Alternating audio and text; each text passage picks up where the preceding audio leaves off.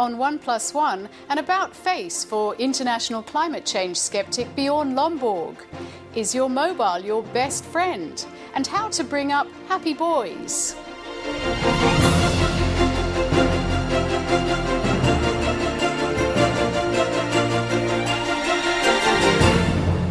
Hello, I'm Jane Hutchin. Welcome to the programme. Danish-born Bjorn Lomborg's career has been marked by controversy and criticism. In his first book, The Skeptical Environmentalist, he argued that scientific claims on a range of environmental issues couldn't be supported by the data. He was accused of being a climate change denier. When his third book was released recently, critics claimed he'd changed his tune. But in this interview with Craig McMurtry, Bjorn Lomborg insists he's always believed in man-made climate change and that his views have simply been misunderstood. Bjorn Lomborg, thanks for joining 1+1. What's it like being called the most debunked climate change writer? Do you enjoy the notoriety that you seem to have garnered over the last few years? No, definitely not. I would love if people would just actually listen to what I say instead of, as I find very often, people simply making a straw man of the argument. But I think in some way it reflects the problem of how we even discuss global warming.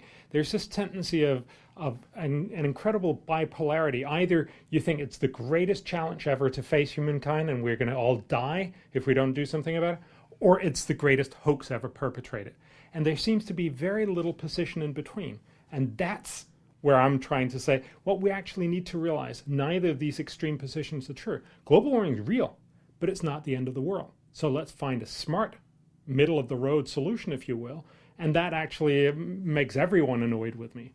Well, for the purposes of this conversation, let's just get on the record straight away. What is your position on climate change and whether it's man-made? Global warming is real, it's man-made, and it is an important problem we need to fix.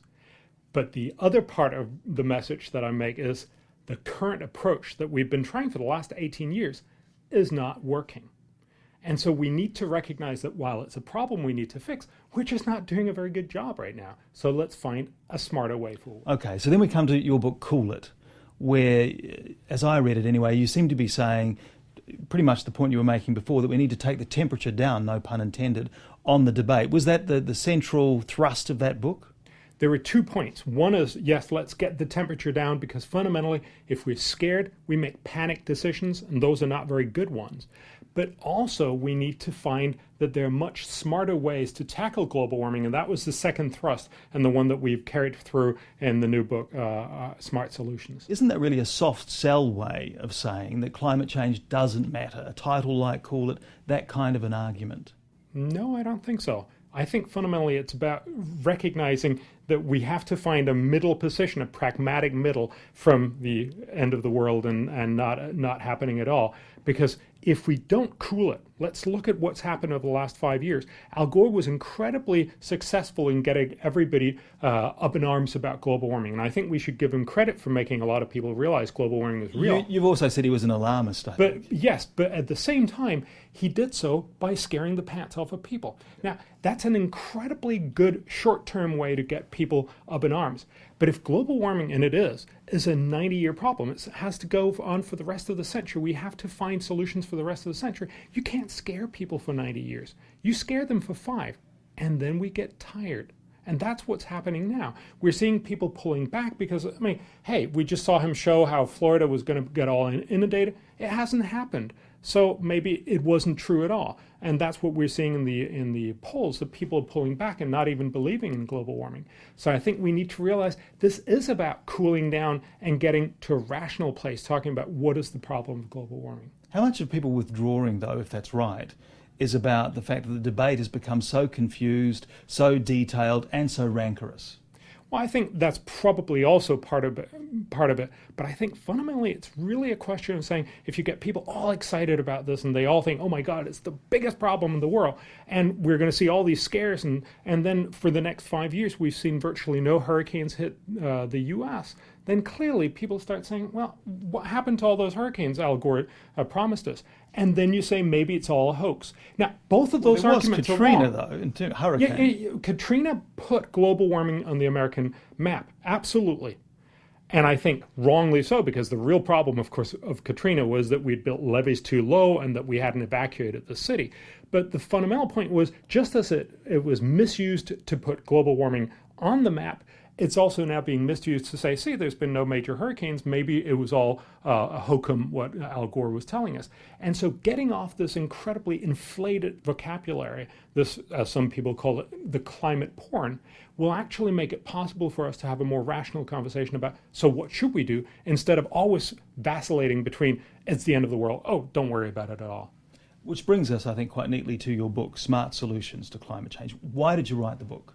Well, we asked some of the world's top climate economists to say, what are all the different solutions to climate change? Because fundamentally, we only really talk about one solution, namely cut carbon emissions, either through cap and trade or a carbon tax. Now, there are good arguments for that, but it's certainly not the only way we could do it. We could also cut methane or cut black soot. We could also start planting a lot more trees. We could make better investment in research and development into green energy. We could look at geoengineering. There are lots of different positions. What I wanted us to start talking about is, are there other ways that are going to be cheaper and more effective to tackling global warming? So we looked at all these different areas. We asked the researchers to come up with what are the best solutions. And then we had some of the world's top economists, including 3 Nobel laureates, rank all these positions. And basically what they came out and told us was, instead of the current set of solutions, the Kyoto-style approach, which for every dollar invested only does a couple of cents worth of climate good, there are much better solutions where you can, for instance, by investing in clean energy research and development, do $11 of climate good, or about 500 times more good. We'll come back to the formula you lay out, but I just want to deal with the book for a second, because as you would know much, much better than me, your critics really climbed into you about Smart Solutions. I read some headlines describing you as a Danish chameleon, that you'd done a U-turn. One said it was Confucianist spin. And you look at the quotes, and I know it's always dangerous to pull out selectively, but there are a few quotes there. In Cool It, you wrote, "We have looked extensively at what we can do about global warming. It turns out that we can do fairly little at fairly high costs," which is the point I guess you were just making. You've also written in Cool It, "It's obvious that there are many other and more pressing issues. However, in Smart Solutions, you've written, if we care about the environment and about leaving this planet and its inhabitants with the best possible future, we actually have only one option. We all need to start seriously focusing right now on the most effective ways to fix global warming." Doesn't that represent a change of heart, a different way of looking at this issue? There's been a lot of people accusing me of that. Honestly, no, I haven't changed my mind, but I do see that in a situation where if you say, Al Gore's solution is not working, everybody thinks, oh, he must be a denier. And then when you say we should be spending money on climate change, but smartly, they say, oh, he sounds like Al Gore, and then I'm back in the other camp. It's because we can't have a rational and serious debate where you can have a pragmatic middle. You're talking about $100 billion on research and development clean technology, $1 billion on climate engineering, $50 billion on adaptation protective devices like sea defences and whatnot, 99 billion or whatever's left of 250 billion in total, clean water, healthcare, education, etc. And you talk about funding it with a $7 per tonne carbon tax. So cap and trade, definitely not legitimate, not viable in your view? Well, you have to be careful. There are many different parts of the puzzle. We're saying you should put some sort of tax on carbon, because emitting it actually does do damage to the world, and you should put a tax that's about equivalent. Now, some countries you can't talk about a tax, and maybe you should do a cap and trade, because in principle it's the same thing. Unfortunately, in reality, cap and trade often get traded off. You end up giving a lot of it to big polluters, so it often is a less effective way of dealing with it. But what we have to recognize is that the $7 carbon tax by itself is not what's going to solve global warming. At best, it can raise the revenue to fund the research and development into the green energy that will. The problem with research and development, though, of course, is time. Do we have the time? Even if we invest the money, is there the time? Because, of course, the IPCC is warning us that there is no time, that the world needs to act. Listen, I would love if we could just flick our fingers and solve the problem right now. But it seems to me that the current approach has shown us we've wasted 18 years. And I don't think it's a good idea to say, let's waste another 18 years on an approach that's just not working. So is there no value in the big enterprise politically, where right now, in fact, people are in China, They are setting up now for the next big discussion in Cancun to try and get some sort of global agreement, some sort of better than political document, some binding political document. In your view, no value in that? It's a very, very cost-ineffective way to try to deal with global warming. But also look at it politically. We've been trying the same approach since 1992, the first Rio Earth Summit in 1992. We promised to cut carbon emissions and done no such thing.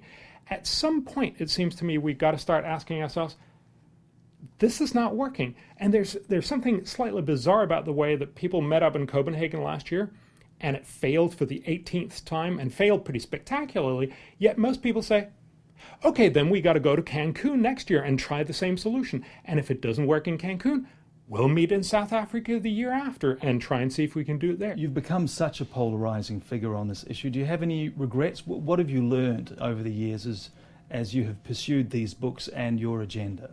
Well, actually, I don't think I've become a polarizing figure. I'm only a polarizing figure for people who haven't heard me, because there's a lot of people who say, "Oh, that Danish guy, he says a lot of."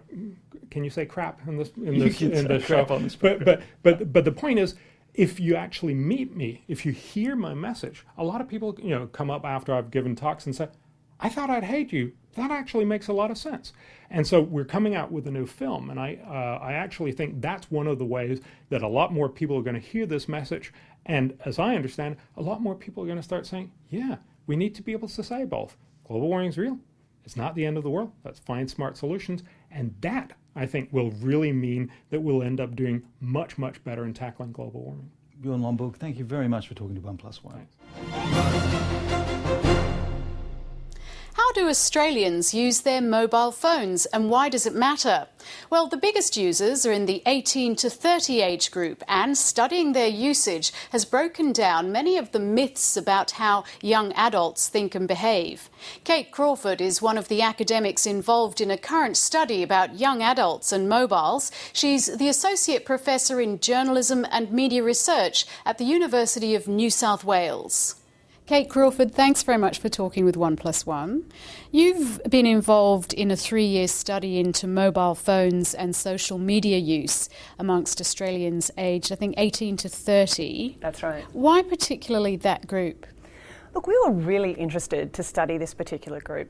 First of all, because they're so overrepresented in the way that mobile phones are marketed and described and sold to us, but also because they're so commonly pathologized as people who are addicted to their phones, overusing their phones, or forgetting the meaning of real face-to-face interaction or privacy. So there were so many discourses floating